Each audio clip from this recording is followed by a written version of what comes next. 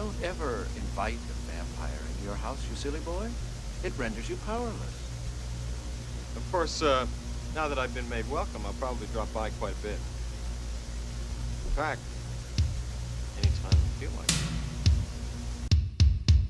Sean todos bienvenidos a una nueva emisión de Ultratumba Podcast, una dilatada que se ha hecho esperar mucho este capítulo, este reencuentro y este encuentro, porque bueno, Alex y Nico aquí no se conocían, de hecho bueno, es el flamante retorno, el regreso al hogar de Alex después de un tiempo, desde Alien Romulus, si mal no recuerdo. Así que bueno, aquí estamos de nuevo, voy a presentar primero, bueno, a Alex. ¿Cómo va ella y tanto tiempo? Buenas, hola, un placer estar aquí una vez más después de casi que 8 meses más, creo, Más o menos. más o menos. Sí, bueno, ha sido un tiempo bastante interesante para mí.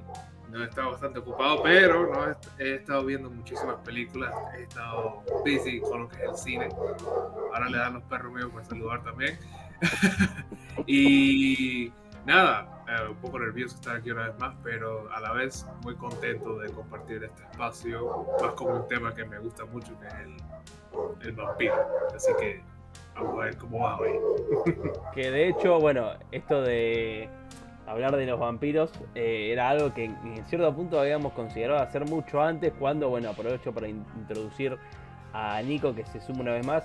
Cuando nosotros hicimos contacto por primera vez, de hecho, hablar de vampiros fue una de las primeras ideas o una de las dos ideas que barajábamos. O sea, estaba o hombres lobo o vampiros, porque estábamos, ¿no?, ahí en el umbral de los estrenos de Nosferatu y poco después Wolfman. Bueno, terminamos haciendo vampiros, que pueden ver ese capítulo en YouTube y en Spotify. En Spotify creo que no, pero en YouTube está. Y bueno, ahora finalmente llega el siguiente turno de los vampiros, que siguen estando igual muy vigentes, ¿no? Porque hace poco salió Sinners, que pudimos ver de hecho. Y hay más películas de vampiros, ¿no?, dando vuelta, parece como que está pegando fuerte de nuevo el tema, el género. Así que bueno, Nico, ¿cómo va nuevamente? Te introduzco una vez más. Hola chicos, ¿cómo están? Gracias por invitarme una vez más, muy contento de participar, sobre todo con el tema, y pensaba que justo esto, para ir metiéndonos en tema, esto de los ladridos de los perros tiene que ver, porque puede ser que las criaturas nocturnas ya se estén manifestando por ahí. Sí, las criaturas de la noche a la que hace alusión Bela Lugosi. ¿Qué momento, esa introducción de Bela Lugosi en Drácula es tremendo. Así que mejor introducción imposible. Está todo Un armado blessing. en realidad. En Sí, realidad sí. Alex tiene ahí los FX y va poniendo el sonido de los... Quería los motores acá, mira, aquí están. Pero bueno. Criaturas de la noche, on. Pasamos a la última introducción, el ya habitual como siempre. Manolo, ¿cómo va Manolo? Cómo va pescado a la gente que nos está escuchando nuevamente. La verdad, estoy feliz. Primero porque la alineación está completa. La verdad que qué bueno que regresó Caribe con nosotros, además con un tema muy apasionado que tenemos, creo que todos. Y segundo, que el invitado de lujo, como siempre, Nico, la verdad que hemos tenido muchas charlas que, bueno, justamente con Sinners, me acuerdo que salimos del cine a hablar una hora de Sinners y luego 2, 3 horas más de 20.000 películas, así que nada, muy contento de tenerlo acá de nuevo, así que muy emocionado de poder charlar nuevamente acá con todos ustedes. Y bueno, y antes de proseguir, aprovecho para recomendarles y recordarles que Nico escribió una novela, El Día de los Drones, que bueno, que vamos a adaptar, cuyo guión está... Estamos en carrera con Matt Reeves a ver quién entrega primero su guión, que también viene al caso, porque bueno, Batman es medio vampírico. Pero bueno, vayan a leer la novela El Día de los Drones, que la pueden conseguir en Cúspide, en las distintos locales de Cúspide. Una novela de ciencia ficción. Y bueno, ahora sí, ¿no? Sin más preámbulos, creo que estamos para meternos de lleno con un nuevo preámbulo, no obstante, porque antes de hablar, hoy vamos a hablar de Fright Night y de Lost Boys, pero antes de ello vamos a hacer, si se quiere, un pequeño recorrido, trazado de lo que es la figura del vampiro en el cine, porque bueno, obviamente inicia con Drácula, de Bela Lugosi.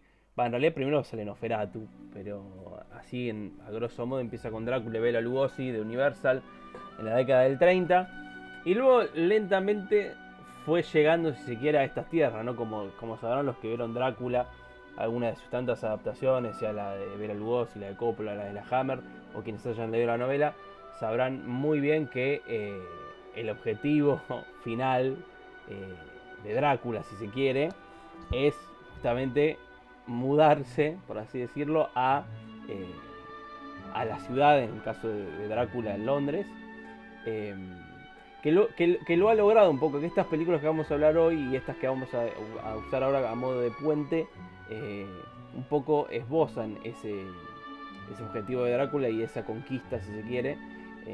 Y hago referencia más que nada a las Dráculas de la Hammer, a las Dráculas, en plural, de la Hammer. Si vamos, por ejemplo, a la primera Drácula de la Hammer de fines del 50, dirigida por Terence Fisher, ya en esa película sucede algo muy curioso, que es que cuando Drácula empieza a moverse hacia la ciudad, el ataúd no está vieron que en la novela o en la película por ahí con Bela Lugosi, él pone como, sobre todo en la novela, él pone el ataúd o los ataúdes con la tierra de su tierra natal, valga la redundancia, en distintas casas, casonas abandonadas, a las cuales vuelve, ¿no?, a recluirse, vuelve a descansar. Y en la Drácula de Hammer, ese ataúd está ya en el sótano de la casa de los protagonistas. Ahí ya empieza como un poco ese acercamiento, ¿no? Como que ya el mal ya empieza a residir en el hogar de uno, que bueno, luego en el cine hay infinitos ejemplos de esto en películas como la primera de Freddy, o yendo más recientemente se me ocurre Long Legs como un ejemplo muy claro de eso, del mal residiendo donde uno menos lo busca, que es en la casa misma y obviamente en el sótano, ¿no? En el subsuelo, haciendo alusión por supuesto al inframundo. Y luego en las secuelas de las películas de Hammer, sobre todo en una que yo vi recientemente para este capítulo, que era creo que la única que me faltaba de ver de las Drácula de la Hammer, que es Drácula AD 1972, que como ya se alusiona el título, sucede en los 70, o sea, en el mismo año que la película fue filmada. Y ya en esa película Drácula ya está de pleno en la modernidad, en la Londres moderna, que es una película, sin spoilear demasiado, pero que creo que es bastante fundamental para entender un poco este pasaje, porque ya en esa película, por ejemplo, suceden algunas cuestiones como que, bueno, obviamente el vampiro está enterrado en una iglesia abandonada, es algo que un poco vamos a ver en estas películas, sobre todo en Fright Night. En una iglesia abandonada está enterrado el vampiro, la iglesia está a punto de ser derrocada solamente para hacerle un shopping o alguna pelotudez de esas. Y cuando descubren el crimen por el cual, que en realidad es un ritual por el cual Drácula, por supuesto, volvió a renacer en esos tiempos que corren, en esta modernidad, cuando descubren el crimen, el policía dice, no, qué raro, tipo, o qué raro, qué turbio, un crimen de esta categoría justo en el corazón de Londres, que no me parece menor que haga alusión al corazón en ese momento, ¿no? Porque siendo el corazón como el centro, si se quiere, de donde emana cierta espiritualidad. Y para toda esta teoría, por supuesto, me remito mucho a Guénon, que estuve leyendo últimamente, que lo tengo acá, un libraco de René Guénon en todo el sentido de la palabra, porque es un libraco por su voluminosa cantidad de páginas y porque la cantidad de conceptos que tiene verdaderamente es abultada y compleja. Acá Guénon habla mucho de lo que es el corazón como centro de la espiritualidad y que también ata Guénon esta idea de centro con la caverna. Y justamente en esta película Drácula de 1972, los personajes profanos, si se quiere, los jóvenes, que lo único que quieren es salir de joda y son obviamente usados como títeres por el mal para traer a Drácula, se reúnen en un boliche que se llama The Cavern, la caverna, lo cual no es menor tampoco, si vamos a esto que digo de el corazón, la caverna como centro espiritual, por supuesto tratado de forma completamente profana en esta película. Y que a eso va un poco, si quiere, todo esto, creo yo, conceptualmente de lo que es Drácula y la idea de esto profano que llega para para no necesariamente profanar eh, esta ciudad, como es Londres en esta película, o estos pueblos donde suceden las películas que vamos a hablar hoy, sino como para... Es un poco lo del huevo y la gallina, o sea, Drácula llega a profanar ese lugar o Drácula llega a ese lugar porque el lugar ya es profano, en cierto punto. Eso por ahí es algo que podemos discutir y analizar, pero que es algo que se ve muy tajantemente y muy claro en esta película Drácula A de 1972 y que, como digo, si hacen el recorrido de las películas de Hammer, siempre hay como una evolución de como que Drácula está cada vez más cerca de, de nosotros, al punto tal eh, de ser casi, ¿no? Como una especie de Thing. O sea, después ya el mal termina casi residiendo en uno mismo. Eh, y por eso creo que es tan importante por ahí ver esa película o estas películas para llegar a Friday Night o The Lost Boys sin por ahí ignorar una película o una novela que también mencionamos mucho, que a Manolo también le gusta mucho, que es Salem Slot, que si quiere está ahí como en el medio de entre lo que son esas Drácula de Hammer y los 80 con Friday Night y Lost Boys, porque Salem Slot, la novela del 74-75, un poco posterior apenas a Drácula 1972, y la adaptación de Hooper del 78, o sea que está ahí también, y es una novela y una película que es muy fiel al argumento del libro, donde Drácula reside por supuesto en un pueblo común y corriente, digamos, de Estados Unidos, y tiene, en medio del castillo está en una mansión, y es como que tiene una fachada, digamos, con la cual intenta engañar, si se quiere, a los pueblerinos, por así decirlo. Sí. eh, yo quiero arrancar con todo esto, esta introducción que dijiste, que me parece muy importante. Primero, el tema del género o de lo que hace a un, en este caso que hoy estamos hablando acá, un texto, como se le suele llamar con algunos teóricos, con respecto a al género de vampiros, o por lo menos al relato de Drácula. em, Más que nada por esta cuestión del estilo y forma, o como lo define Steinberg, él lo define con temáticas y la enunciación, en nada, ¿cómo vas a contar? Porque muchos dicen, sí, el relato de Drácula o de los vampiros siempre está basado en Drácula y se ha contado 20,000 veces, pero creo que justamente son historias esenciales, o por lo menos estas dos películas que mencionaste antes de Salem Slot y de luego de hablar de las que venimos hoy a mencionar. Creo que Drácula, la primera de Hammer y luego Drácula AD, siento que son muy importantes. Primero porque, bueno, justamente estaba leyendo este libro que me gustó mucho, que conseguí hace varios años, que es un análisis sobre Sí. todas las películas de la Hammer, que no solo habla de Drácula, sino de Frankenstein, de los monstruos en general.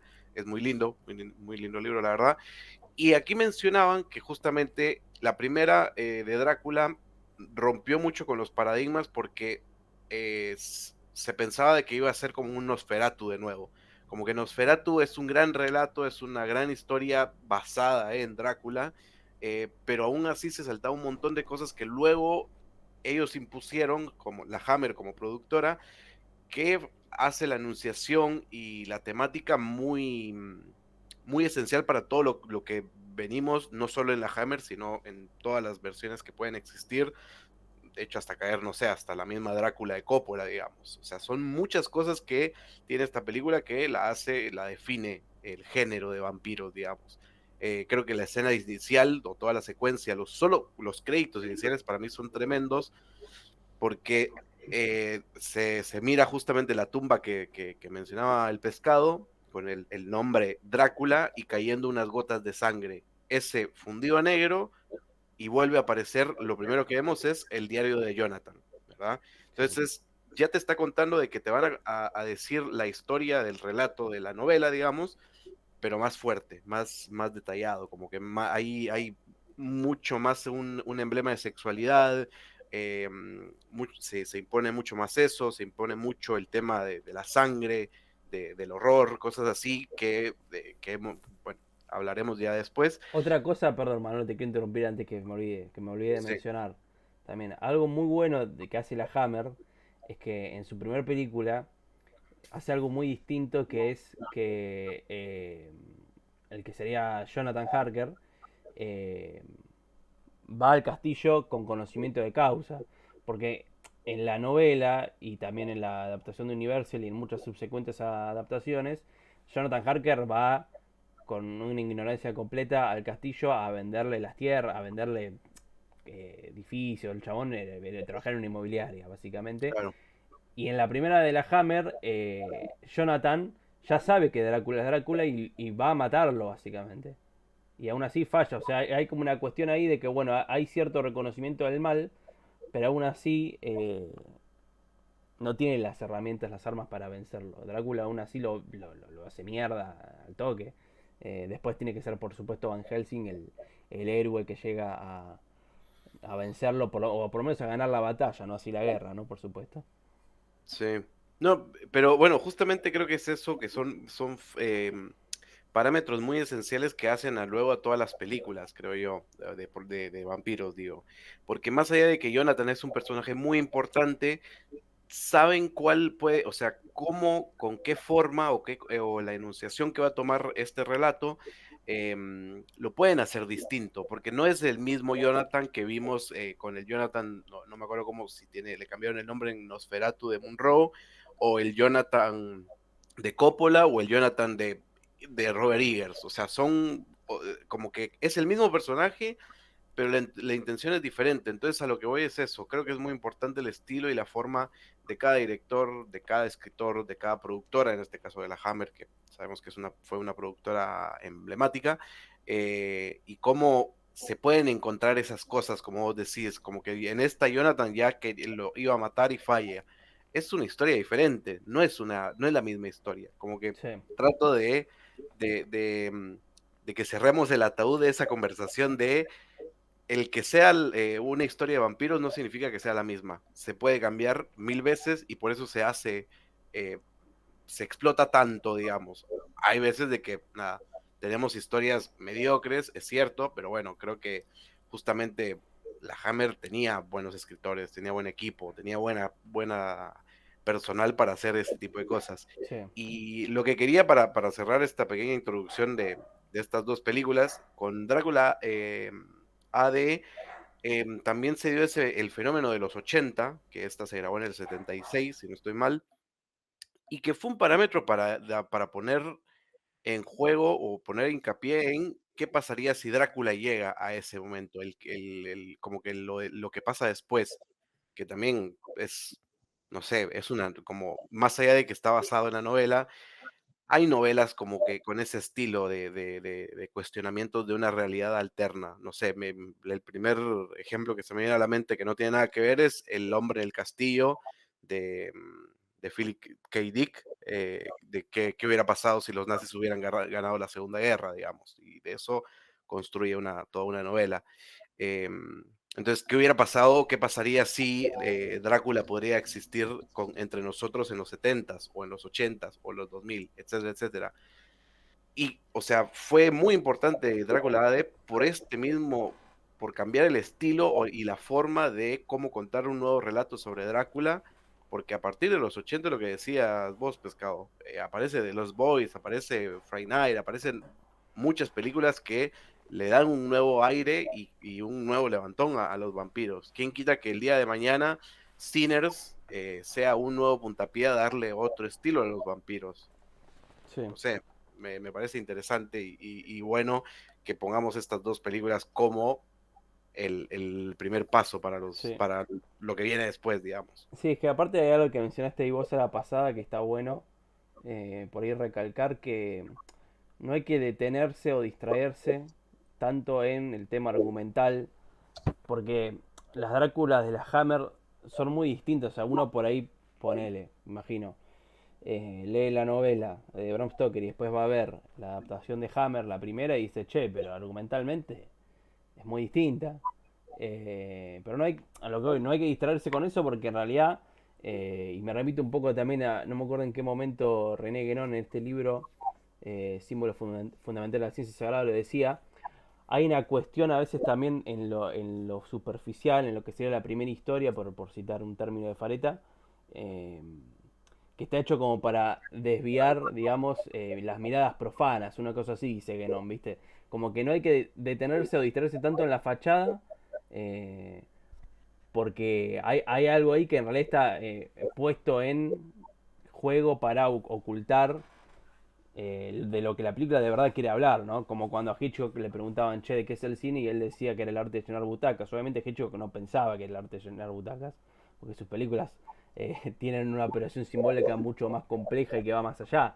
Pero lo que voy es que, más allá de que el argumento parezca o sea un poco distinto, no quiere decir que lo que tratan temática y simbólicamente sea distinto. Y las películas de la Hammer creo que entienden a la perfección la obra de Stoker, como también lo hacen estas películas que vamos a hablar hoy. Me gusta de esta introducción que hicieron la idea de pensar a Drácula como un conquistador, porque en el fondo es un conquistador de tierras, ya lo vemos con el desplazamiento que hace a Londres, en adaptaciones posteriores en el cine a Estados Unidos, y también es un conquistador de cuerpos. Así que me gusta también, estoy pensando ahora, una cuestión ideológica que podemos incorporar al mito de Drácula que ya está presente, obviamente, en la novela y en estas películas que mencionaron, es Drácula Conquistador, que después Coppola lo explicita eso, lo eleva a la enésima potencia porque vemos a Vlad Tepes conquistando tierras, pero en el fondo también es eso, Drácula. Sí, sí, es verdad. Sí, algo que me gusta mucho siempre del concepto del vampiro es que, más que nada con Drácula, ¿no? Es la idea de que es muy íntimo, casi erótico, sensual, y siempre exploran estos temas, porque el vampiro, o sea, me atrevo a decir la mitología del vampiro, es tan interesante donde pueden explorar muchísimos temas, y creo que en los 80 más que nada con estas dos películas de las que vamos a hablar, y los 80s es como una era en el cine, en la música y todo, donde se explora mucho lo que es la rebelión y, ¿sabes? Más una época bastante, sí, rebelde. Y películas como Fright Night y The Lost Boys vemos que usan el vampiro para explorar muchísimos temas más íntimos y fuertes que después de muchos años que empezaron más que nada con Tom Holland y Fright Night a hacer preguntas de qué era el mensaje detrás de Fright Night y cosas así que querían contar. Que lo que me parece muy curioso, que con muchísimas criaturas y bestias icónicas del terror no vemos estas cosas, pero con el vampiro siempre se toman este riesgo de explorar esos temas así. Y es algo que siempre me ha parecido muy curioso, porque a veces el vampiro solo se ve como lo religioso, casi atrevo a decir satánico, y, pero a la vez también vemos muchísimos temas así. ¿Les parece si arrancamos ya sin corte directo a hablar de Friday Night para no postergarlo más? Ah, Vamos. bueno, yo ahorita que justo Si querés, tirá, no, si tenés algo más, tiralo. Sí, recién estaba entrando en calor, recién. Si quieren tirar algo eh, más, tiren.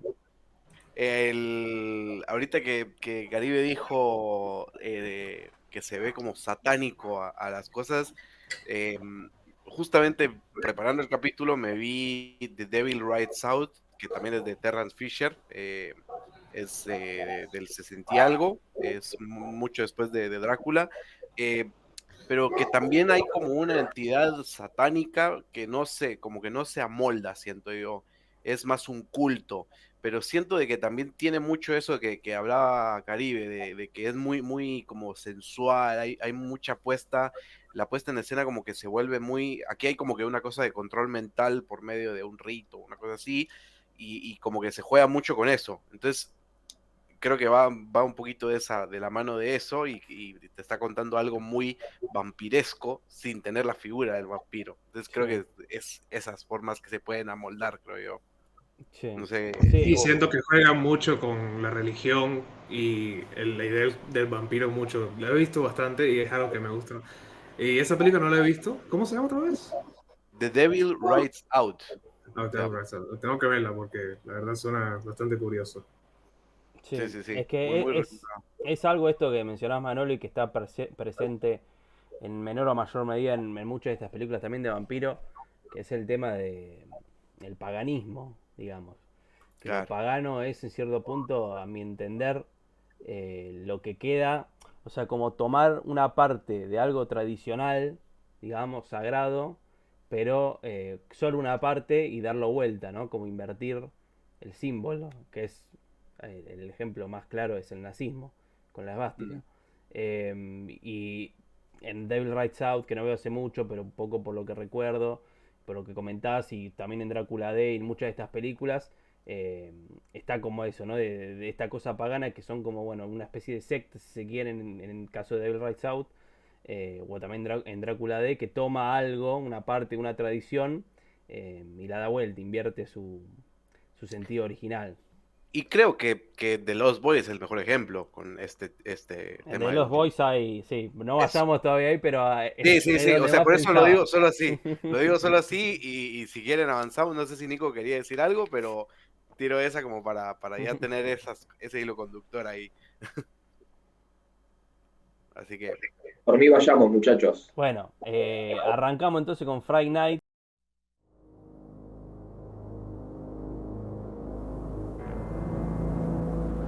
What would you do if you accidentally discovered the house next door was occupied by something not human? Something horrifying. Something unspeakably evil. No one believes you. Mom, I didn't have a nightmare. Not your They mom. did kill a girl over there. Not your girlfriend. Charlie, is this some sort of a trick to get me back? Not even the police. Look, I know it's crazy. I know that, but look, Lieutenant! It knows that you know. You'll do anything to protect yourself. But it will do anything to protect its secret.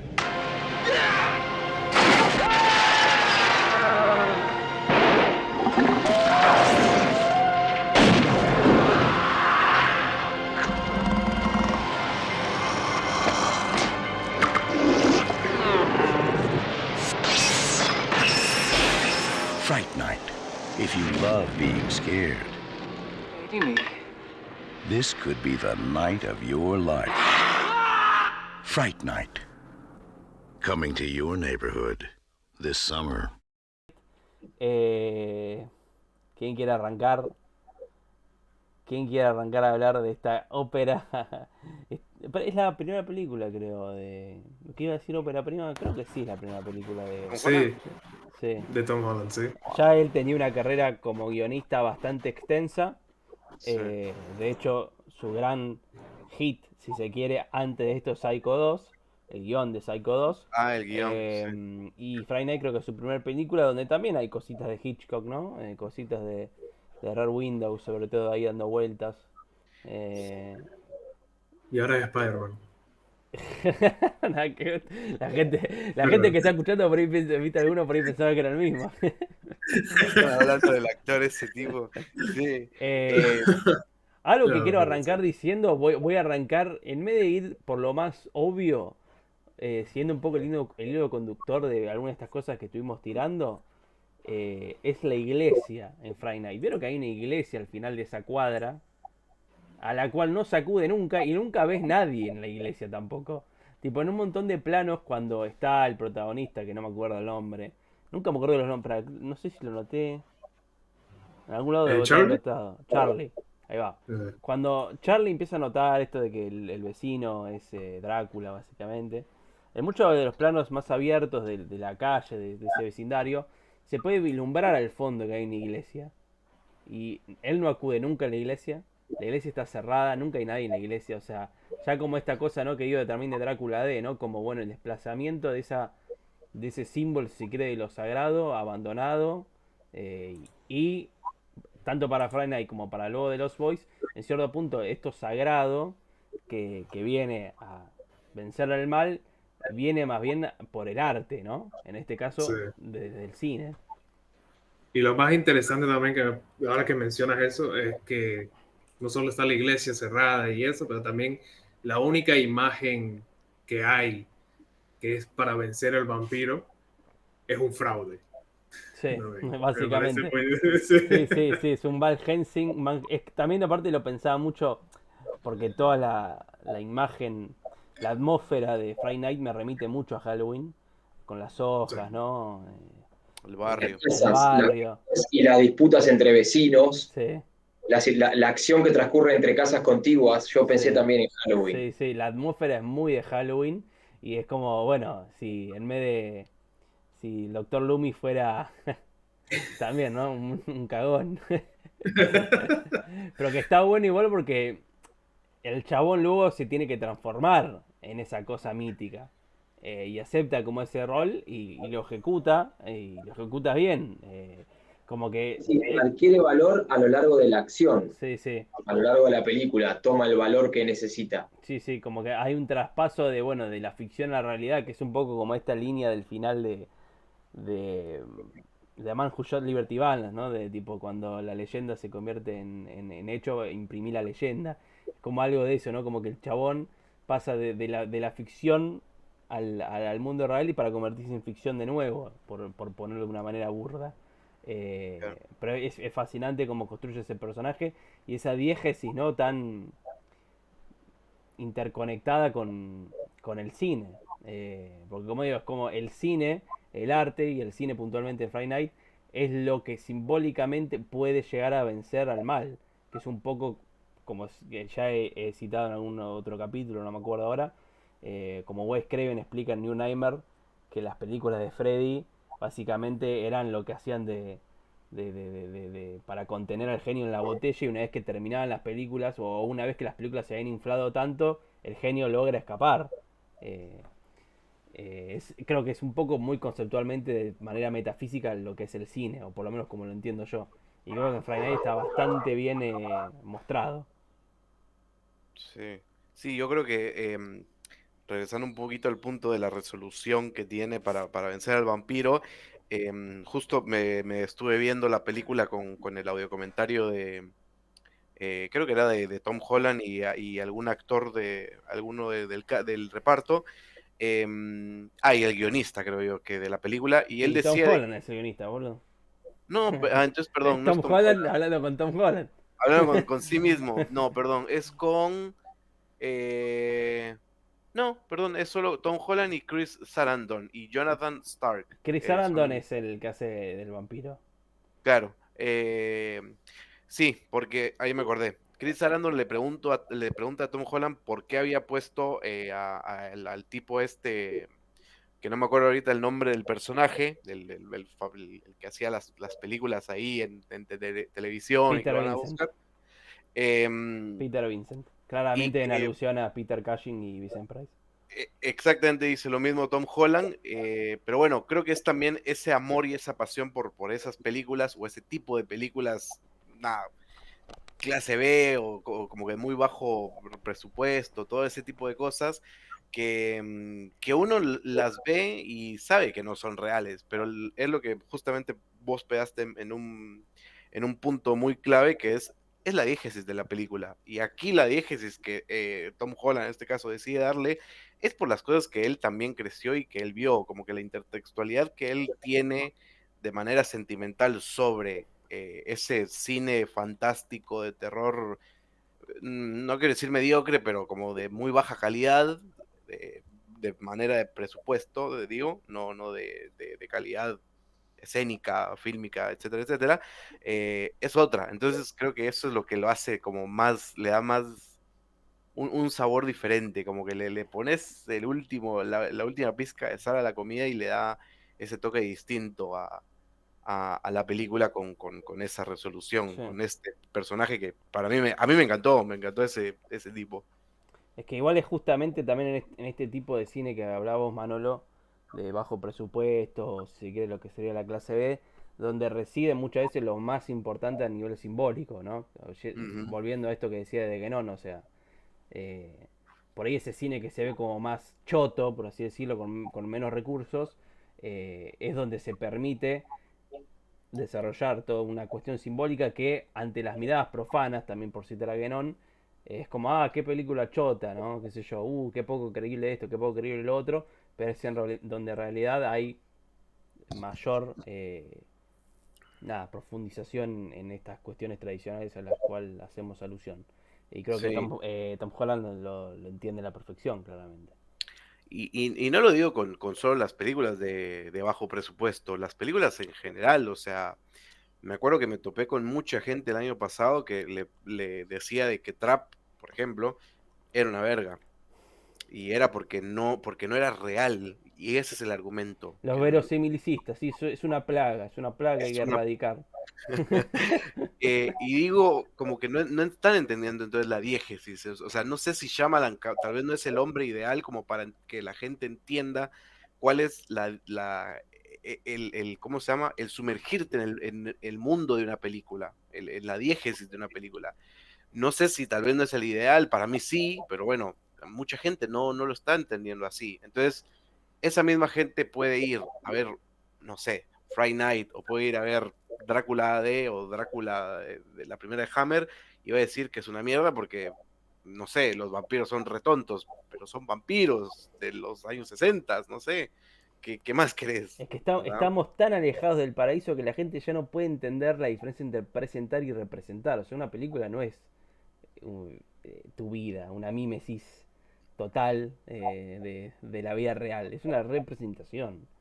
Claro. Pero bueno, los verosimilicistas de hoy en día están cada vez peor. En cualquier momento van a aparecer vampiros por todos lados. Estamos a un paso de que nos cojan de una manera. Pero bueno, sigamos con el tema. El excurso de todos los capítulos criticando Sí, a los sí, sí. tiempos que corren. Algún palo hay que tirar de vez en cuando. Estuvimos bastante Creo, tranquilos. creo que en el capítulo anterior de Body Double fue el tipo lo mismo, pero hablando de las Olimpias de la vida y ahora son los Creo que vampiros. como volví yo ya se siente un poco más cómodo con la agresividad. Para ser más violento. Pero bueno, sigamos con Friday Night para no. Porque si no van a pensar que estamos hablando de cualquier pelotudez. No, sí, algo que también me parece muy curioso de Friday Night es su manera de contar un mensaje y es una película que realmente para mí respeta mucho al audience. Por ejemplo, para mí mi personaje favorito de la película es Billy Cole.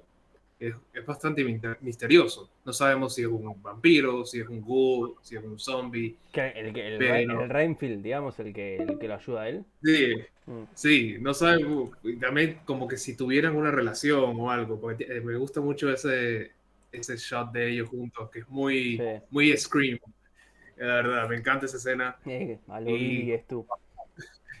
sí, es un personaje que de verdad que me llama mucha atención y hasta el día de hoy no sabemos exactamente, que se lo dejan al público, al fan, debatir Claro. que ¿Cuál es su representa. naturaleza? Sí, Exactamente. sí, sí. Es verdad que se parecen un poco a Billy y tú, ¿eh? No lo había Sí, pensado para pensar.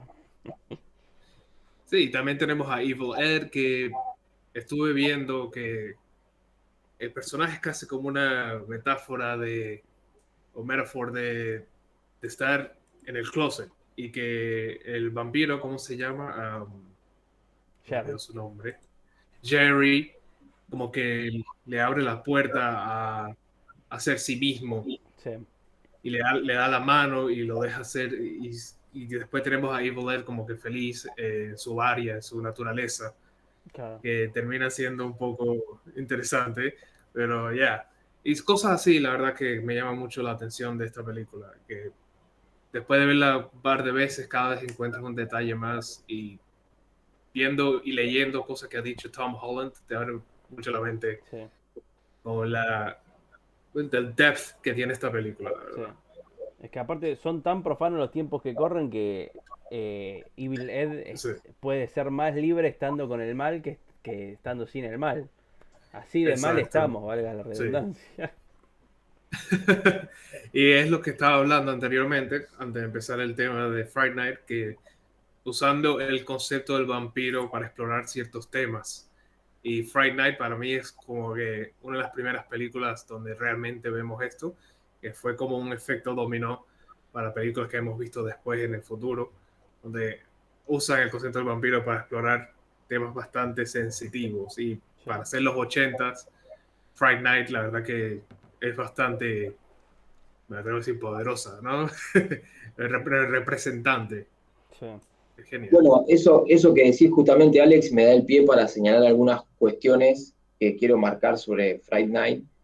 Primero, sobre esto que estabas diciendo, al ser una peli de los 80, tiene temas que son profundamente de los 80. Por empezar, ustedes mencionaban la cuestión de la iglesia, ahí tenemos la religión como un elemento clave, porque la religión es una de las bases para vencer al enemigo. El que tiene fe tiene muchas más chances que el que no la tiene, lo vemos en la dualidad de los dos personajes de lo que sería nuestro Van Helsing y nuestro protagonista. Sí. Uno tiene fe y tiene mayores chances, el otro no tiene fe y tiene que adquirirla durante el transcurso de la acción. Después hay algo que me gusta mucho, que esto vinculado a lo que decíamos sobre The Thing de Carpenter, sobre la paranoia propia de la época de los 80, la paranoia de la Guerra Fría, de las identidades falsas, de no saber quién es quién. Vieron que hay muchos pasajes en la película donde los personajes se preguntan, ¿pero vos sos un vampiro, sos o no sos? Te dejo entrar, y ese miedo de no saber quién es el otro, Sí. eso también es típico de la década, ya era la última década de la Guerra Fría y del mundo bipolar. Y después tiene el conservadurismo, que esto la hace dialogar mucho con The Lost Boys, el conservadurismo de la década de los 80, de la década de Reagan, del modelo familiar, porque en las dos pelis tenemos familias disociadas que sufren amenazas justamente por eso. Es como que esa época advertía sobre los riesgos de tener una familia disgregada. En las dos pelis tenemos madres solteras o madres solas, y las dos sufren las consecuencias de dejar a sus hijos solos, de salir, de querer vincularse con otros hombres, las mujeres adultas, y eso también la hace a las dos, tanto a Fright Night como a The Lost Boys, las hacen pelis profundamente de los 80, porque es esa cultura de la década de Reagan que se implantó en el cine de Hollywood, digamos. Sí, sí, porque aparte ambas madres invitan al vampiro, al mal, Sí, sin querer queriendo. exacto. Sí, sí, es verdad. Y algo que quería decir, que no podemos pasar por alto. Bueno, en realidad dos cosas, una más chiquita y otra un poco más interesante.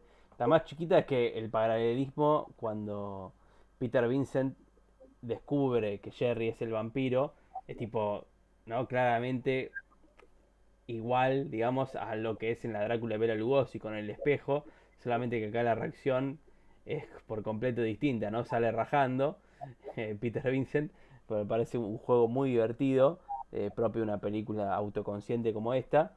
Y luego, ya atándolo otra vez con Drácula AD 1972, el hecho del boliche, ¿no? Tipo, bueno, ¿cómo es un vampiro hoy en día? ¿Dónde estaría el acecho, ¿no? ¿Dónde sería el lugar donde va a cazar el vampiro? Y la escena del boliche es tremenda. Y aparte siempre no no sé si la ignorancia, pero del protagonista, ¿no? Como que siempre le da la espalda a lo que tiene que estar prestando atención, ¿no? Que en este caso es como siempre su novia. Esa relación me parece tremenda. Eso es algo más yendo a lo básico, que me parece genial en la película, el casting, los personajes me parecen comiquísimos, tipo, yo empiezo la película y ya me estoy riendo porque sé las escenas que van a venir, tipo, entre ellos, me parece muy bien desarrollada esa dinámica entre los adolescentes estos, digamos, ¿no? Y esa relación entre ellos dos, entre esa pareja que se pelean y tipo un día se pelean y después se arreglan, se pelean y después se arreglan por trivialidades absolutas, y cómo él y le da la espalda incluso en el momento del boliche, ¿no? Como que ella está siendo hipnotizada por el vampiro y él está pelotudeando en el teléfono, pelotudeando no, intentando llamar a la policía seguro, pero está pelotudeando al fin y al cabo, y como el vampiro, ¿no? Le hipnotiza y la atrae. Y con esta dualidad, ¿no? De que vos decís, ¿está hipnotizada de verdad o de verdad hay una atracción? Porque la película ya es clara en que hay una atracción, que uno puede decir, ¿es por el vampirismo o es por otra cuestión? O sea, o de verdad está atraída. Es lo mismo, lo mismo de antes, ¿no? El huevo o la gallina, no sé qué viene primero. Sí. Y al igual que Evil Ed, vemos a la novia como que más confident en sí misma, el pelo diferente, menos cerrada como que más Sí. feliz, básicamente, como que Sí. el novio no la satisfece, pero el vampiro sí. Claro. Es que está todo eso ahí en la película. Porque de Sí. hecho todo empieza cuando van a agarchar por primera vez. Y él Sí. es como que le está insistiendo. Y cuando finalmente va a suceder, él dice: No, pará que estoy viendo por la ventana, ¿viste? Al Horror Window, Sí. que también que la tenía a Grace Kelly ahí entregadísima. El pelotudo miraba a la vecina. Exactamente, sí. El Bueno, el Windows, la verdad. voyerismo es protagonista. El voyerismo es protagonista Sí. de la película, digamos. Sí, sí. Y aparte claramente muy atado, como digo, a Rear Window, porque como digo, Tom Holland venía de escribir Psycho, o sea que tenía a Hitchcock como todos, ¿no? Pero Tom Holland lo tenía muy metido en la cabeza y dijo, bueno, acá va a ser Rear Window llevado a un nivel, a otro nivel, digamos, pero hay como esa cosa del voyeurismo de Scott y... Creo que se llama Scott, yo sé, pues, se me confunden los nombres de los personajes de James Stewart entre Vértigo y Rear Window, pues es el mismo personaje para mí, básicamente. Pero bueno, hay algo Sí, muy ahí. sí. Y otra cosa que no quiero dejar pasar por alto, no sé si la primera película que... Por ahí me confundo, pero... No sé si la primera película que trae esto de que el vampiro ve como la reencarnación de su amada en la chica. Porque no es algo de la novela de Drácula, no es algo que esté en la Drácula de Bela Lugosi, no es algo que esté en las de la Hammer, creo, recordar. Son muchas, así que por ahí me estoy pasando por alto alguna, pero acá está eso, que luego fue como algo recurrente. El pasado que después Coppola lo explota, Claro. pero es cierto, yo pensé lo mismo, no estaba antes, tampoco está en el libro de Stoker, Sí, y acá ya aparece un amor pretérito, sí, de tiempos pretéritos que el vampiro busca recuperar. sí, sí. Que nuevamente a través del arte, ¿no? Porque es como el cuadro ese que es como lo que ata con esa eternidad, si se quiere, de la chica que vuelve. Que luego también, pensándolo, porque por ahí, bueno, hay que diferenciar vampiro y vampirismo, pero también sucede, por ejemplo, en Candyman, ¿no? Candyman es como, esencialmente es una especie de vampiro, por eso digo también el vampirismo, porque no es un vampiro tal cual, no es que chupa la sangre, pero después en Candyman es como que Bernard Rose hace la misma operación, que tampoco está en el cuento de Clive Barker eso, sino que creo que Bernard Rose lo lee muy bien eh, y hace que sea como un vampiro básicamente y que también va a buscar a su amada, que también en Candyman, bueno, se revela que está después en la pared y todo eso, pero bueno, es como algo que creo que inició Friday Night, porque yo no sé si hay, por ahí, como digo, por ahí me estoy ignorando alguna película o me estoy olvidando alguna película, pero que después se volvió muy recurrente, porque como bien dijiste vos, Nico, Coppola después lo explota a más no poder, y creo que culturalmente, o por lo menos yo en mi familia, cada vez que hablo de Drácula, todo el mundo me dice lo mismo. Ah, sí, porque Drácula es la historia del tipo enamorado que va a buscar a su a su coso, a su prometida de hace miles de años. Y digo, no, pero Hasta Drácula en no es Castlevania eso. creo que hacen eso. Claro, es como que quedó popularmente así, pero no era eso en la historia original. Te estás pasando por alto el concepto más importante que viene a agarcharnos a todos. Sí. No es que está enamorado. Pasa que yo siento que Drácula como novela en sí tiene como mucho... es muy romántica, por lo menos las cartas que se comparten Jonathan y su Sí, prometida. Mina eh, Harker. sí, Sí. y creo que había otra pareja, como que hay varios sí, personajes ahí como Lucy, que muy, sí. muy, muy enamorados, y entonces siento yo que, o sea, no digo, Es no está parte, mal, es parte, el romanticismo y el erotismo es parte de la historia, pero no claro. así que Drácula no es que va a Londres porque No, encontró en Tinder una mina y está yendo a buscarla porque le recuerda no sé qué pero carajo. digo que no lo veo mal que, digamos, aquí pongan en juego eso de que un vampiro, digamos, en este caso de Friday Night, o lo que vimos después en la de Coppola, que Drácula se enamora perdidamente de la mujer de Jonathan Harker. O sea, creo que es parte de lo que hablaba anteriormente, como que es una enunciación diferente dentro de un apilado que es el gran género, digamos. Como que para mí el vampirismo es un género, y de ahí se desprenden justamente la rama del erotismo, la rama de la sangre, de la religión, de un montón de cosas que hemos estado hablando, y que de ahí puedes sacar un montón de cosas más. Entonces, no sé, por ejemplo, vimos Sinners y no sé, lo hablamos, la primera hora tiene blues, muchos negros cantando y cosas así, y decís, ¿dónde está dónde están los vampiros? ¿Verdad? Pero por ahí, al final, se me olvidó el nombre del director, arma toda la segunda... Ryan Coogler. Este tipo la segunda hora la hace totalmente de vampiros, con muchos conceptos que también hablamos hoy, que también tiene cosas de Thing, de Carpenter, etcétera, etcétera, que vienen justamente de esa primera hora que armó, digamos. O sea, es dentro de, digo, no es una diégesis desopilante que te cambia la película. Está todo en un armado de las 2 horas que dura la película. Y creo que son esas cosas que hacen justamente a género, o por lo menos a este tema de los vampiros, ¿verdad? Creo que son las ramitas de las cuales se pueden jalar para hacer las películas que estamos hablando, y que existen un montón de cosas más. Creo que en Nosferatu, tanto la versión de Munro como la de Eggers, no he visto la de Herzog, pero por lo menos las otras dos hablan también utilizan también ese recurso de la mujer, porque en la de Munro ¿cómo se llama? Orlok va a buscar a la tipa. O sea, ¿Pero porque le recuerda a alguien? No le recuerda a alguien, simplemente como que su objetivo es matarla y quedarse con ella, una cosa así, y justamente aparece la luz del día y ahí queda el vampiro. Sí. O sea, puede que por ahí pueda haber sido lo primero, digamos, que se vio. Sí, bueno, ese es otro tema igual de la figura femenina, ¿no? Que podría tratarse en otro momento quizás, pero la figura femenina en estas películas. Sí. ¿Quieren decir algo más? Igual si nos cortamos rápido y cerramos porque ya tenemos menos de un minuto. Sí, lo que quería mencionar, el último acto de Friday Night tiene algo que me gusta mucho, y es lo violento y agresivo que es.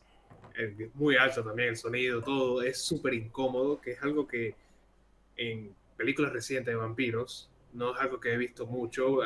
No quiero decir que Nosferatu de Eggers tiene lo suyo, pero como que se asocia mucho con los jump scares y como que esos momentos muy short-lived. Y Ceros no la he visto aún, pero he escuchado cosas buenas. Pero el punto es que para mí Friday Night tiene una esencia en ese último acto que no se espera. De hecho, esta última vez que la vi no me acordaba de lo grotesca que es esa última parte de la película. A mí me encanta. Es una fiesta, sí, es una fiesta. Sí, es una fiesta, sí, de verdad. Es y que todo va muy rápido. No puedes evitar deslizar una sonrisa cuando te encontrás con esa secuencia. Es que algo que siento que tiene, que también en cierto punto tiene Los Boys, es ese divertimiento, si se quiere, ¿no? Propio por ahí también de la década. Que hoy en día por ahí las películas, no digo que hoy que las películas no sean divertidas, pero Robert Eggers claramente remite más a Murnau y ese estilo. Y Sinner, bueno, es otro tema para hablar porque es muy distinta. Pero bueno, Friday Night y Lost Boys tienen como esa cosa ochentosa, ¿no? La música. Lúdica, un poco lúdica también. Sí, el lúdico. Ese es el término apropiado, creo. Sí, hablando de Lost Boys, ya podemos hablar de Lost Boys.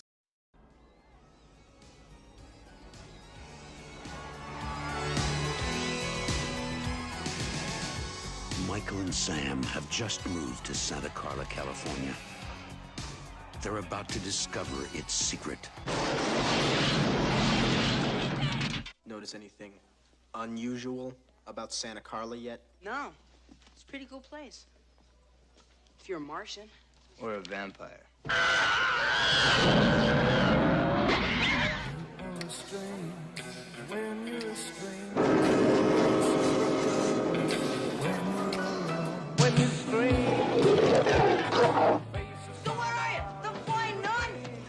Brother Sammy, help me! Stay back! Stay back! What's happening to me, Star? Get yourself a good sharp steak. Drive it right through his heart. You're a vampire, Michael. My own brother, a damn blood-sucking vampire. Oh, you wait till Mom finds out, buddy. When a vampire buys it, it's never a pretty sight. Michael, they're coming! Oh, shit!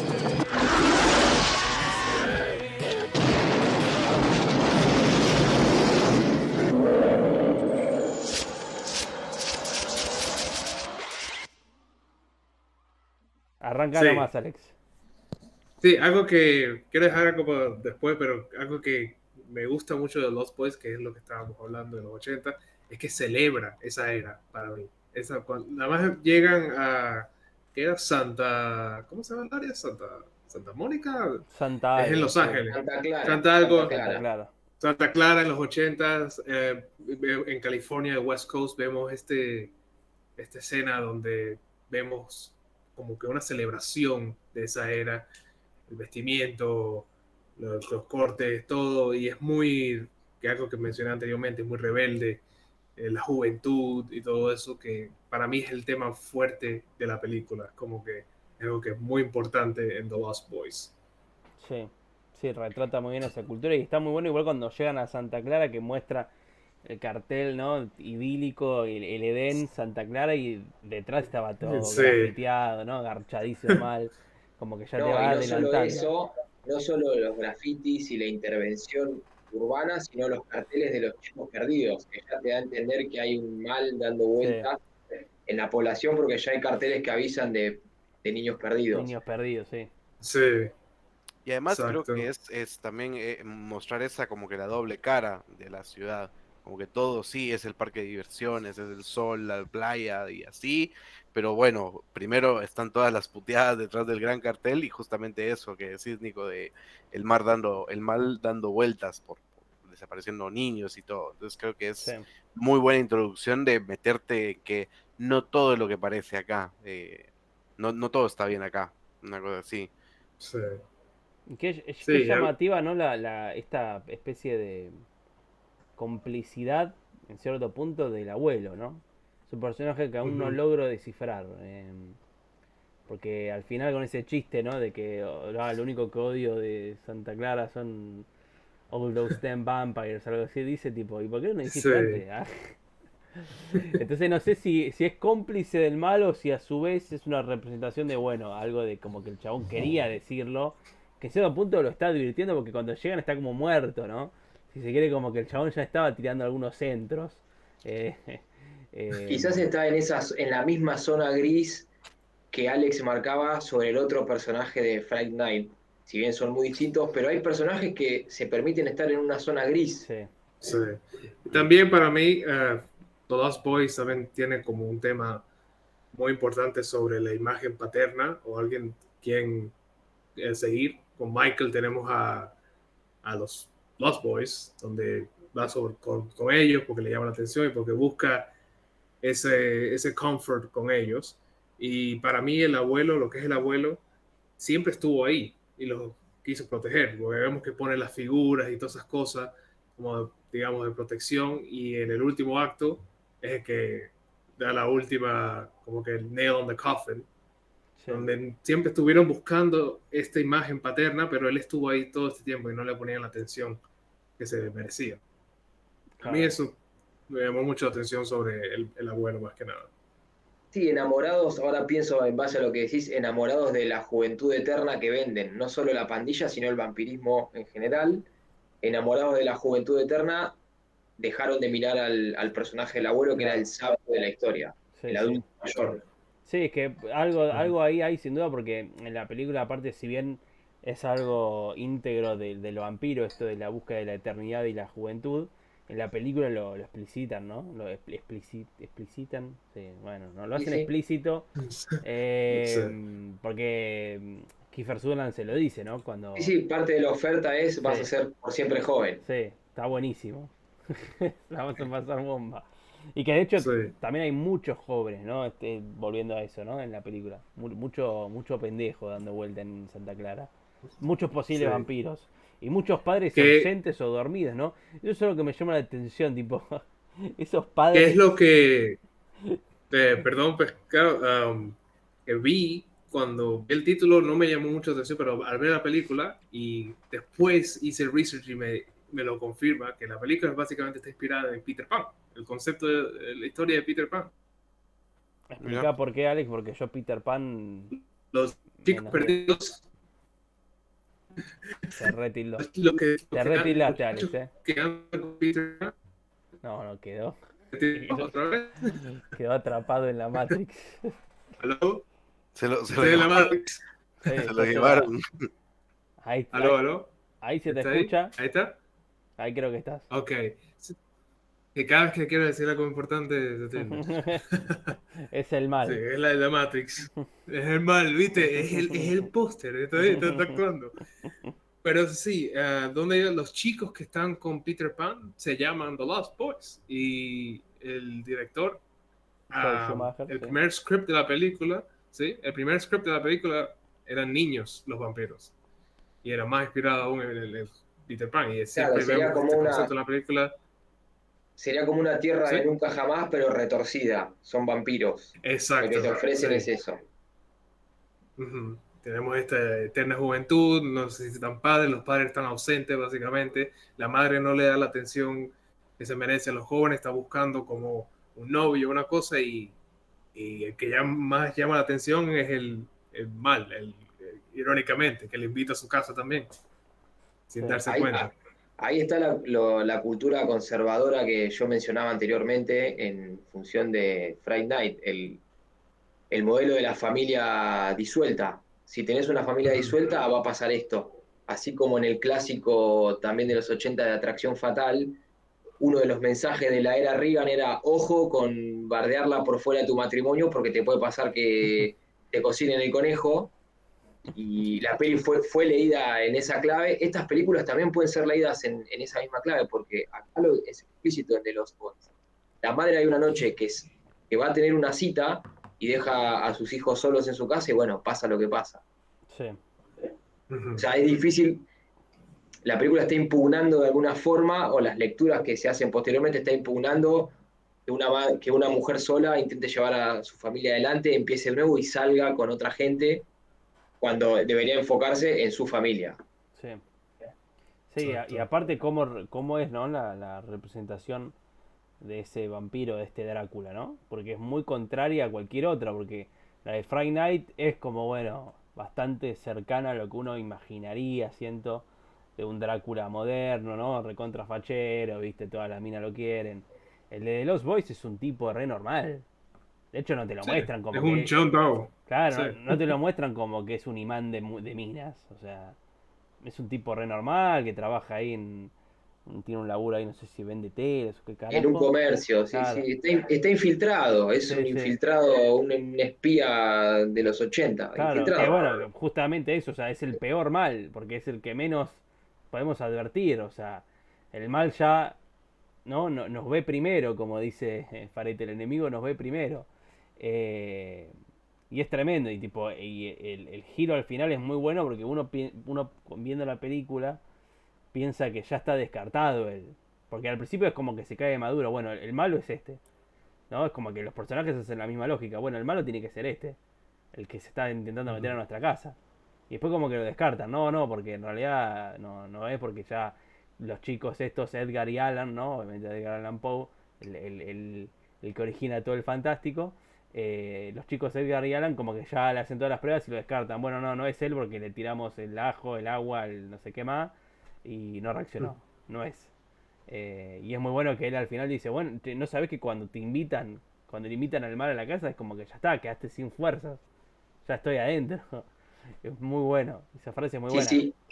Y un paréntesis sobre eso, lo que en Friday Night, la información que en Friday Night daba el cine, en The Lost Boys te la dan las historietas. Sí, que Siempre está el arte como lugar de Sí. salvataje. El arte es otra vez lo que ata simbólico, es la cruz, el arte es la cruz acá. Tipo, en vez de Exacto. poner una cruz le ponen la historieta en la cara, más o menos, ¿no? Sería. Y algo también que me gusta es tipo esto medio psycho, ¿no? Con esta suerte de conservadurismo y lo que es la taxidermia, que es muy psycho como está usado, sobre todo cuando revelan que él es el vampiro. El plano cuando él revela que es el vampiro al final de la película, que está con este león o tigre, no me acuerdo, algún depredador de fondo, es igual a Psycho cuando está Norman obviamente hablando con Marion en la oficina y te ponen, ¿no? Como esta lechuza atrás, esta águila, como haciendo alusión de, bueno, mira, este es el depredador de verdad de la película.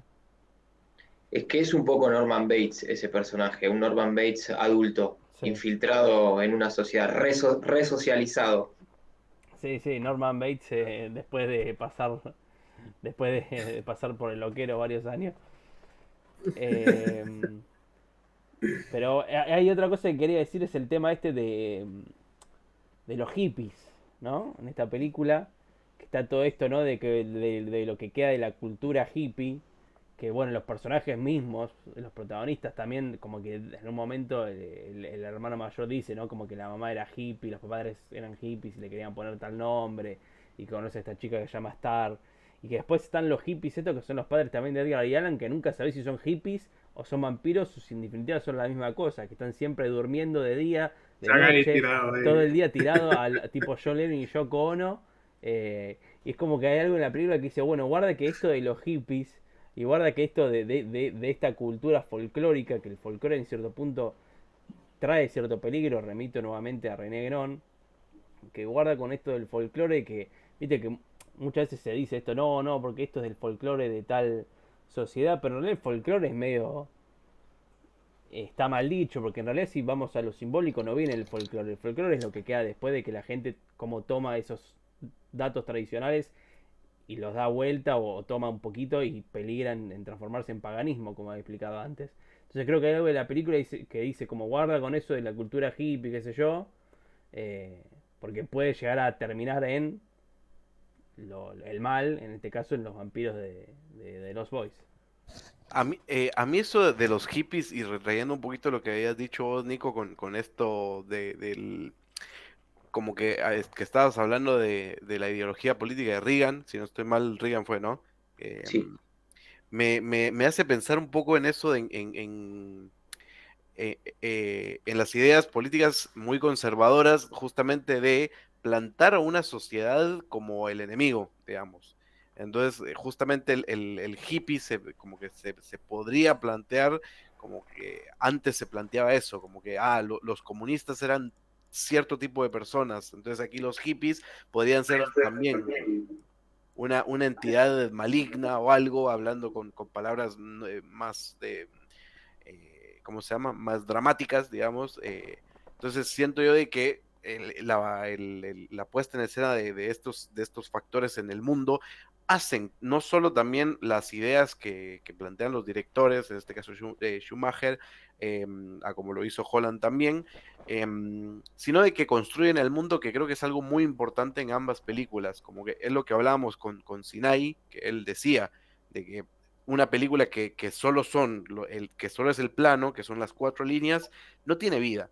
Como que creo que está mejor cuando se plantea esas cosas, y justamente de Lost Boys, y bueno, también Friday Night, creo que lo plantean muy bien. Y no solo por esas enunciaciones que vimos al inicio de la película, de cómo se presentaba el lugar, sino que también por la gente que vive ahí, porque una cosa es solo, es 2, 3 planos que te presentan, que te dan un plano de establecimiento, en el caso de lo que estábamos hablando al inicio, pero sino también esa convergencia que hay con otros personajes y cómo se desarrollan dentro de la novela, perdón, dentro de la película, porque al final como que el que da el último golpe para vencer al vampiro líder es el abuelo hippie con el auto, que por fin lo encendió, digamos. Entonces es como, primero, la comedia se mantiene un poco a flote y eso está bastante bien, por lo menos a mí me pareció bastante simpático eso, que él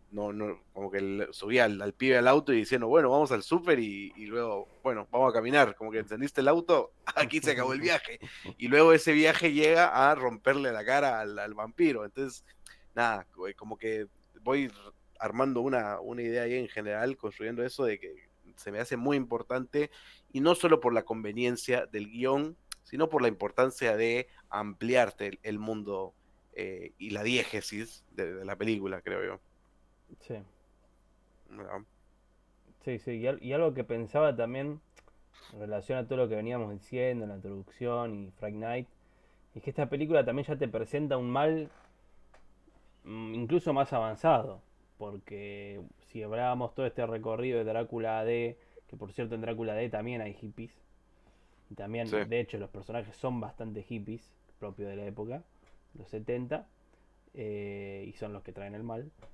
El chabón parecía algo en contra de los hippies, ¿no? Tenía... Sí, pero de vamos, hecho, ¿viste? es lo que muestra en la película, lo que yo estoy Sí. leyendo.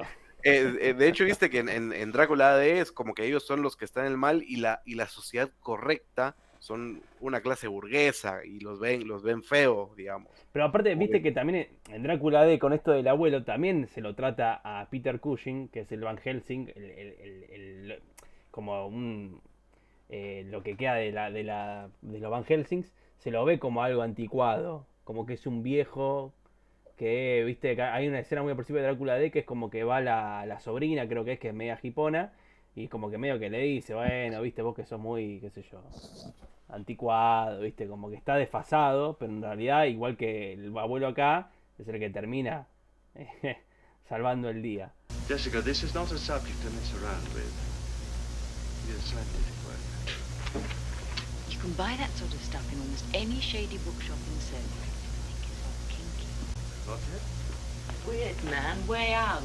Having spooks, hobgoblins, black magic, all that. It seems to me that you delight in writing anything that is not on your particular wavelength. Our family, Jessica, has a tradition of research into the occult. To us, it has been a serious, lifelong study.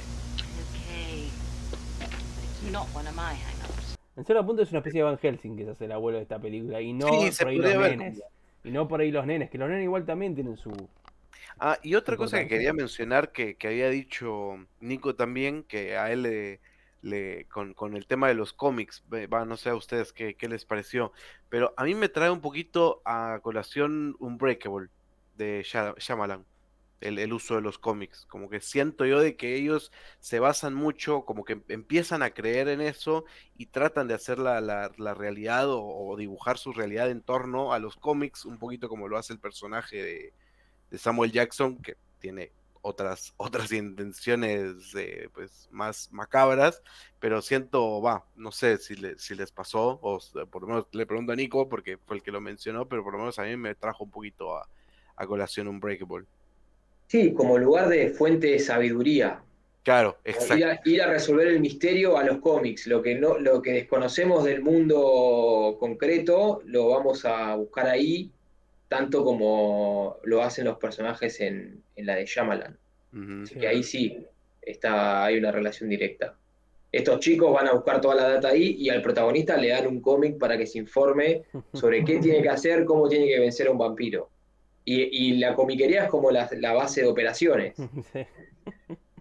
Creo que nunca entran los vampiros ahí, ¿o sí? No, ¿verdad? No, creo que no. No. No hay ninguna escena ahí. No. Sí, es una base, prácticamente la base. Claro.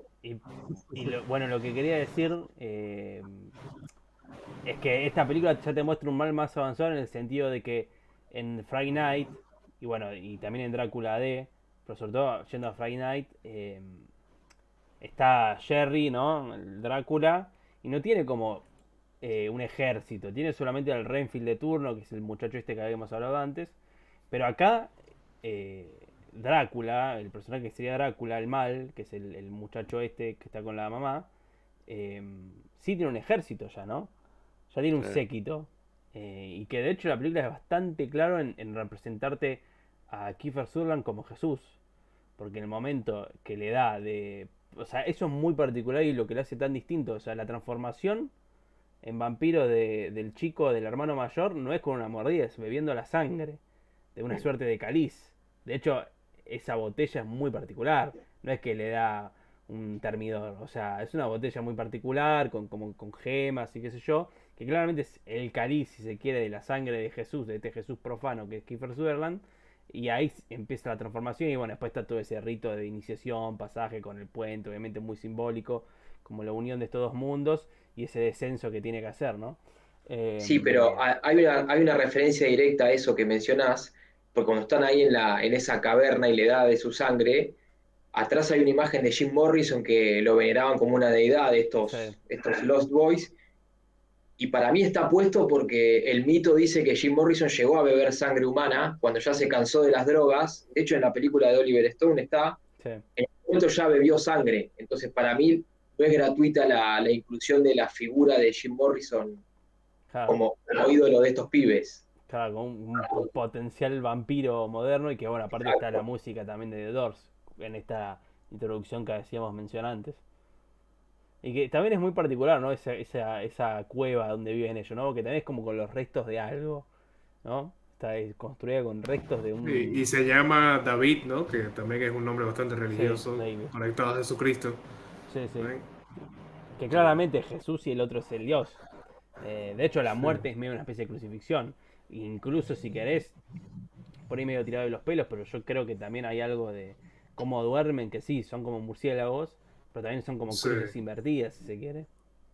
Sí. A mí me gusta mucho la escena donde vemos a el Drácula, el Max, ¿no? Creo que se llama el rey, el vampiro, cuando está la mamá en la tienda por primera vez y él está ahí y entran los chicos y empiezan a rodear como que están cazando. Sí. Eso me parece muy curioso también. Sí, él los ahuyenta.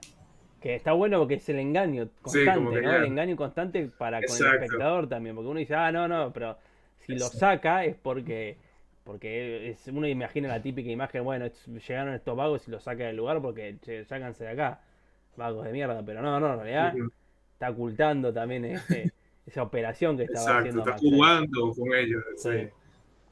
Y me gusta ese concepto que mencionó Alex porque lo pensé en virtud de las dos películas. En las dos películas en el fondo son cazadores de vampiros, son como películas de aventuras de jóvenes valerosos cazadores de vampiros. En el fondo es como si fueran aventureros que van con sus estacas a ponerle fin a estos seres malvados. Sí. Sí. ¿Quién más? ¿Quién da más? Ya solté todo lo que tenía. Yo tengo un elemento más. Tiralo. Dale. Esto ya desde lo formal me impresionó ahora que la volví a ver, porque me parece que es un juego invertido al que hace Spielberg en Tiburón. Spielberg inventó esto de mostrar las piernas en el agua desde abajo y Joel Schumacher metió esos planos aéreos. Cuando vos todavía no viste nada, solo ves techos que vuelan y personas que son elevadas. Sí. Y me impresionó porque es como el juego invertido. En vez de poner la cámara debajo de los pies, pone la cámara arriba de los personajes y vos suponés que hay un ser que está volando y que los levanta. Y que nunca lo muestra aparte, ¿no? O sea, no. O sea, nunca muestra si son murciélagos o si están volando, pero, o sea, no los muestra. En realidad sí muestra en un momento la imagen del hermano mayor flotando, a los Salem Slot. Sí, en un momento creo que muestra a Kiefer Sutherland al final atravesando la casa volando, que es, claro, que es como una home invasion eso al final, el clímax. Pero me impresionó ese uso de la cámara invertido al juguete que inventó Spielberg con Tiburón. Sí, eso está bueno. Me pareció un buen recurso ahí de Schumacher. Sí, que en Friday Night lo hace brevemente, pero muy brevemente. Sí, también. No dura nada casi. Creo que es una vez y muy breve. O luego la entidad maligna de Evil Dead, como que todo ese movimiento de la cámara. Pero bueno, es a ras del piso igual. Ahí. Claro, sí, pero igual lo siento yo por la velocidad y todo, como que me retrae un poquito eso. Y que está bueno también, perdón Manolo, porque esto que dice Nico, como que ya te hace pensar que en cierto punto todo plano cenital, si se quiere, de Lost Boys es potencialmente la subjetiva de un vampiro, incluyendo el primer plano, ¿no? Que es como este gran traveling, ¿no? A través del mar y hacia la ciudad, casi que podría ser la subjetiva también de uno de ellos. Sí. Que aparte es un plano, ¿no? Volviendo a esto de Jesús y Dios, que son, bueno, invertidos en esta película, el plano cenital está más asociado a una mirada justamente de Dios, que en esta película sería todo lo contrario, ¿no? Otra vez invirtiendo ese símbolo. Sí. Otra cosa también que ahora me estaba acordando, también en el tema de buscando una imagen que seguir, para mí Michael es casi como un character study cuando está con los Lost Boys, porque de una juventud donde está decayendo a un mal camino también con esas cosas, haciendo cosas que no debería hacer, porque no tiene como que una imagen que seguir positiva, y usa el concepto del vampiro para esto. Está en la noche riéndose, haciendo caos, y el hermano le dice, ¿qué te pasa? No, ya no ves la luz del sol, y es como casi típico de una persona que está cayendo en las drogas y Sí, eso. claro, eso pensaba. Es muy claro el paralelismo con eso. Tipo, el chabón Sí. está con gafas, ojeroso. Se pone Ausente, piercing, se ausente revalía. ausente de las conversaciones familiares, completamente en Exacto. otra. Sí. Que bueno, cada uno puede ver como quiera, pero claramente es como alusión a eso, ¿no? Que en cierto punto Sí. no deja de ser el mal. En este caso, todo el fantástico. Ujú. Después no sé si recuerdan la referencia a la masacre de Texas al principio, cuando los hermanos dialogan y ahí ya hay una toma de posición de reconocerse en una tradición, porque el hermano mayor dice, ¿qué crees que esto es, que estamos en la masacre de Texas? Sí. O algo así. Por todos justamente estos, la taxidermia, que también Exacto. remite a Psycho. Sí, aparte Claro. tiene algo de Toby Hooper en general. Yo no volví a ver en preparación para esto pero tiene algo de Toby Hooper en general entre Masacre de Texas y The Funhouse. Que bueno, yo creo que Toby Hooper también era, cuando llegue el momento lo hablaremos, pero creo que Toby Hooper también era un gran lector de Drácula y Frankenstein. Y en Masacre de Texas y The Funhouse hay mucho de eso, y creo que la película hace también eso, ¿no? Como mencionando a Toby Hooper, es como que en cierto punto es una conexión o una evolución, o como quieran decirle, una suerte de relectura de esas películas. Sobre todo de esas dos de Toby Hooper, creo que son las fundamentales. Es que siento que a grandes rasgos siempre Y que como que aparte Toby Hooper hizo Salem Blood, ¿no? También, también viene bueno, como... sí, no hay que olvidar de ese peliculón. Eh, pero a grandes rasgos siempre como que todas las grandes películas o de grandes directores siempre tienen un poquito de vampiros en general. O sea, todos recaen mucho en ciertas acciones o ciertas cosas que hacen al género. Como nada, justamente con el pescado hemos hablado sobre los monstruos de Hooper, tanto desde la masacre de Pero Texas. nunca lo hablamos igual en el podcast. Siempre, No, siempre de manera. en privado lo hablamos y está Sí, la de idea manera. algún día de. Tengo que mencionar Está la que idea de de manera profundizar, privada. pero nunca lo hicimos. Sí, de manera privada hablábamos respecto a los monstruos de Hooper, tanto. Vos habías hablado de la masacre de Texas y de Funhouse, pero también a mí me hizo pensar un poquito en Toolbox Murders, que ahora que la voy pensando de nuevo, como que siento que es muy buena película, pero nada, como que es eso, es una criatura o es un monstruo que está encerrado y que hay alguien que lo molesta y sale, ¿verdad? Sale y mata.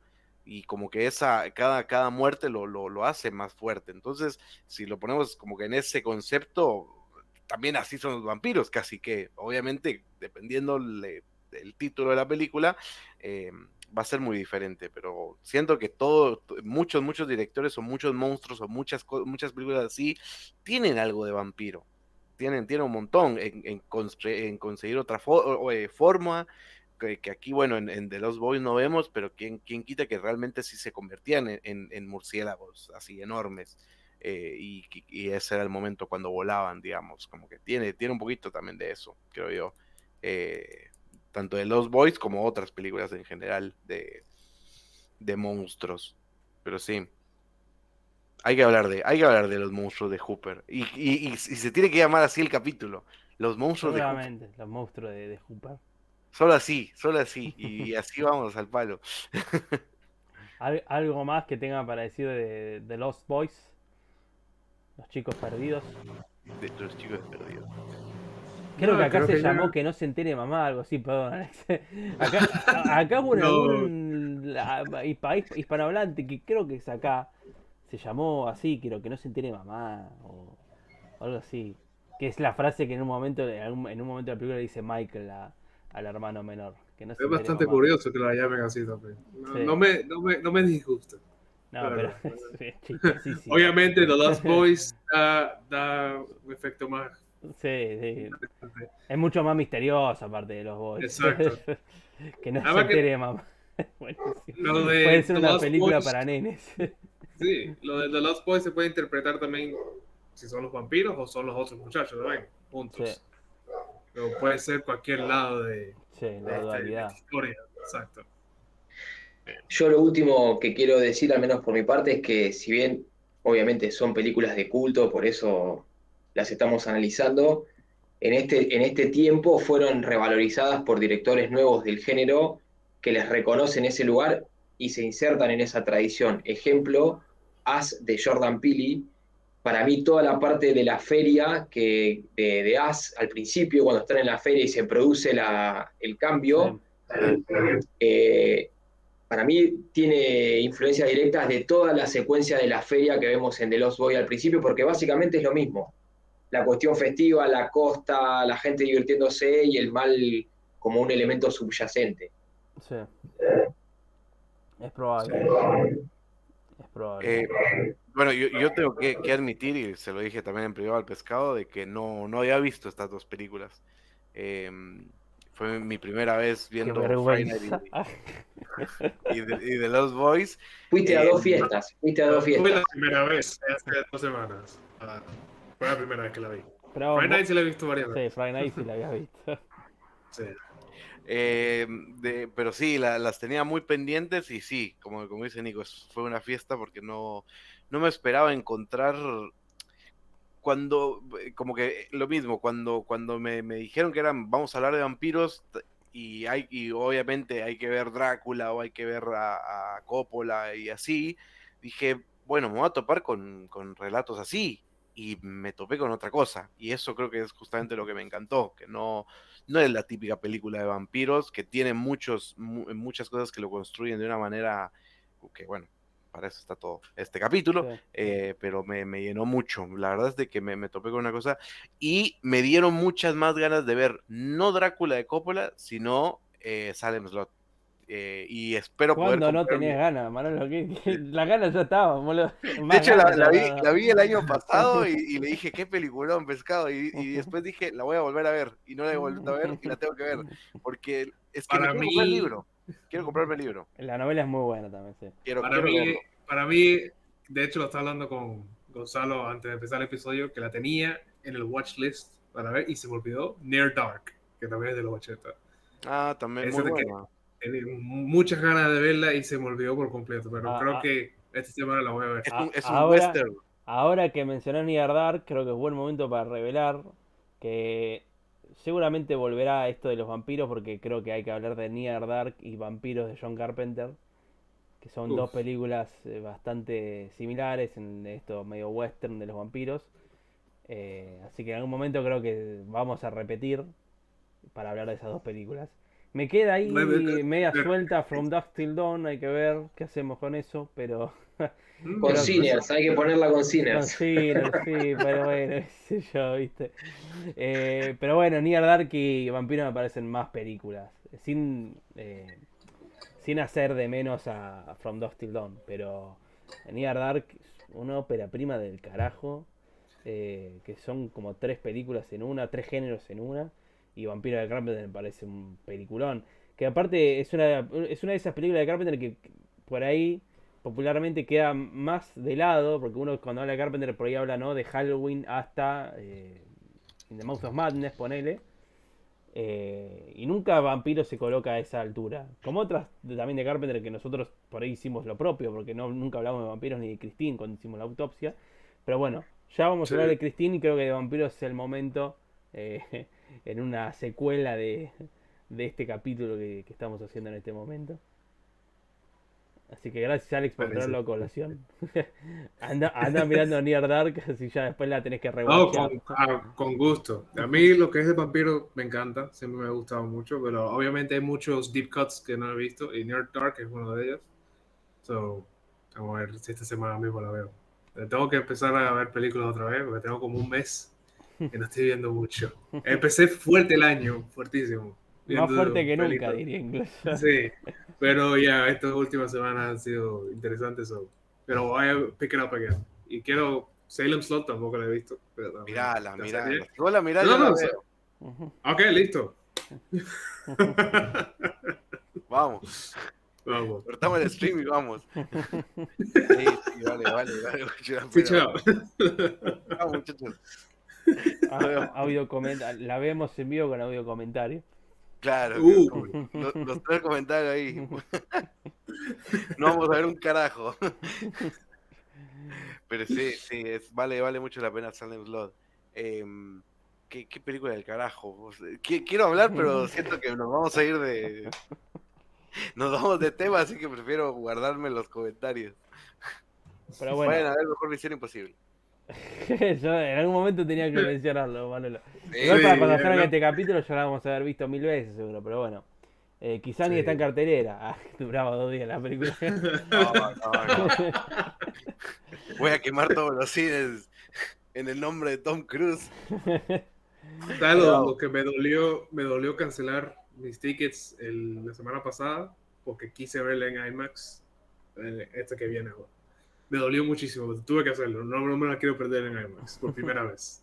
Tiene que ser la experiencia propia. Como debe ser. Pero bueno, ¿queda algo en el tintero o vamos cerrando? Está vacío, ¿no? Sí, mi mate ya está. El elixir está vacío. Mi mate de las 11 de la noche ya está completamente. Todos vamos a cenar. Pero bueno, gracias Alex, Manoli, gracias sobre todo Nico por nuevamente estar. Como dije, para volver al comienzo, este era uno de los capítulos que teníamos pendientes con vos. Vayan a ver, por supuesto, el capítulo que hicimos de Hombre Lobo. Que hay que ver si algún día hacemos una secuela de ese. Pasa que el cine Hombre Lobo no se le ha dado el mismo amor que se le da a los vampiros, ¿no? Igual sentí que este episodio que hicimos dialoga muy bien porque estas 2 películas de las que hablamos hoy dialogan muy bien con las 2 películas de Hombre Lobo de los 80s que hablamos en aquel capítulo. Sí, sí. Se puede hacer un programa cuádruple. Que en cierto punto, aparte, está bueno pensarlo porque el Hombre Lobo llegó primero a esa modernidad, si se quiere. Porque las películas de Howling y American Werewolf in London son del 80-81. Antes que esto, incluso. Sí, estas pero estilísticamente son muy parecidas, conceptualmente, visualmente, el trabajo de cada uno de los directores. Sí. Lo lúdico une a las 4. Sí. La estética, son muy iguales. 4 películas extraordinarias. Y bueno, estas 2 de hoy también, ni que hablar. Pero bueno, muchas gracias por vernos, escucharnos. Y sin más preámbulos, creo que no me Vayan a leer la novela de Nico. Vayan a leer la novela de Nico. Como dije, la pueden encontrar en los cúspides del país. Y bueno, nos estaremos y vayan viendo. A ver Misión Imposible. Bueno, sí, eso obvio también. Sí, y vayan al cine y vean buenas películas. Sí, aparte está siendo un buen año para ir al cine, siento yo. Hay siempre, todos los meses algo hay. Y hablando solo del tipo de ir al cine de franquicias, obviamente siempre hay cines aledaños que pasan buenas películas, pero tipo yendo a los estrenos puntuales de este año creo que hay buenas películas. Bueno, la última Destino Final está bastante bien también, que el otro día la vi. Bueno, vayan al cine. Bueno, igual estamos grabando en 23 de mayo y vean cine argentino también. Claro, el día de... También. Bueno, recientemente que fui a ver, que no sé si sigue estando, Mensaje en una botella, muy buena comedia de Nessi. Es que no vi todavía la de Suar, escuché tantas cosas buenas que no está más. La quería ir a ver, de hecho, el último fin de semana. Sí, el último fin de semana dije, bueno, voy al cine, quería ver Muscletop, no estaba más, y dije, bueno, voy a ver Destino Final, ya fue. ¿Para qué engañarme? Ya fue, voy por otra. ¿Para qué engañarme si me encanta ver gente morir? Sí, pero bueno. hoy me vi esta de Mobius, que es una de ciencia ficción del subte, muy buena. Buenísima, un clásico del cine. Para todos los que vieron El Eternauta que quieren más ciencia ficción. ¿Quieren más ciencia ficción? Está muy hermanada con El Eternauta en estética, en estilo. Qué buena serie. Y es filosófica también. Qué buena serie El Eternauta. Algún día vamos a hablar del Eternauta, le dije a Manuel. Manuel, algún día hay que hablar, le dije, de la serie El Eternauta. Hay muchas, porque hay muchas cosas. Y le respondí, vamos a hablar del Eternauta porque es un camino de ida que nos va a llevar a Carpenter. Porque vamos a terminar hablando de Carpenter, sí o sí. Siempre, ¿no? Cuando, no, casi todos los capítulos. Como si no hubiese hablado ya 6 horas de Carpenter. Sí, claro. Yo este año vi Zombie Flesh Eaters. Por primera vez vi I Know What You Did Last Summer. Zombie Flesh Eaters, que sería zombie de Fulci, ¿no? Sí, correcto. Y una que me parece bastante interesante, que no es necesariamente de terror ni nada así, pero Wild Things, que la hemos hablado en privado. Sí. Tiene una atmósfera muy buena y tiene alguno del casting de Scream también y tiene sus inspiraciones. Es muy buena, la verdad. La recomiendo No muchísimo. puedo decir Wild nada porque Things. no la vi, increíblemente. Sí, sí. No, a mí lo que son las películas los 90 y eso me fascinan. Como The Craft también me gusta mucho. La recomiendo, la También verdad. con el cast de Scream, ¿no? Si mal no recuerdo. Sí, ahora que lo dices, sí, es verdad. Son parecidas, tienen ese vibe bastante bueno. Y obviamente The Witch Did Last Summer, espectacular. Obra Muy maestra. bueno. A ver cómo la cagan con la nueva, como siempre. Pero No, bueno. y cuando ya eso es un tema para otro día. Ya haremos bullying. La voy a ir a ver con la mejor de las predisposiciones. No, claro. Pero bueno, muchas gracias. Nos estamos viendo en el próximo Ultratumba Podcast. Chau, chau. Chao, chao. Adiós.